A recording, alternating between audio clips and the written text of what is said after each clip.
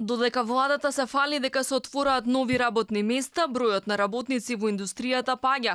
Во јануари во овој сектор работеле за 3,2% помалку работници споредено со истиот месец лани. Во услови кога престана да работи една од најстарите текстилни фабрики во земјава Тетекс, а голем број на граѓани сериозно размислуваат за преселба откако Германија ги олесни условите за работа, од владата уверуваат дека ова бил краткотраен тренд. Министерката за финансии смета дека е добро тоа што индустријата како сектор има се поголемо учество во вкупното производство. Јануари има одреден пат од 0,3% на индустријата. Меѓутоа, доколку споредите со кој период се споредува, лани во јануари имало раст од 12% на индустријата. Што значи дека е многу важно кога ги гледаме податоците издвоено или на месечно или на квартално ниво да ја видиме и основата со која што се споредуваме. Невработеноста лани се намали на 16,6%, додека економијата порасна за 3,6%, што ги надмина владините проекции. Најголем придонес кон растот имале бруто инвестициите од 6,6%.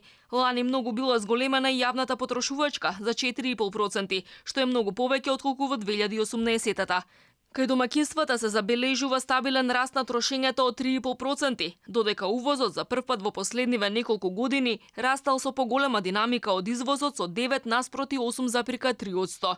Во владата се задоволни од бројките. Сепак 2020-та почна со лоша реализација на капиталните инвестиции, односно 1,67% од вкупно планираното за цела година.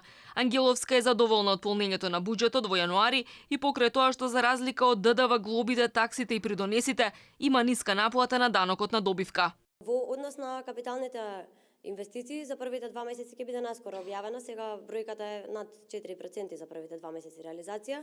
Исто ќе кажам, важно е да се спореди со што се споредуваме. Ако споредиме еве месец јануари, го споменавте, имаше за над околу 40-50% поголема реализација во однос на јануари минатата година. Владата го скрои буџетот за годинава врз основа на проекции за економски раст од 3,8%. Тогашниот премиер Зоран Заев беше оптимист дека стопанството има сили и за раст од 4%. Предизборно, на крајот на 2016-та, ветуваше 5% економски раст, минималец од 16.000 денари и просечна плата од 500 евра до крајот на мандатот годинава.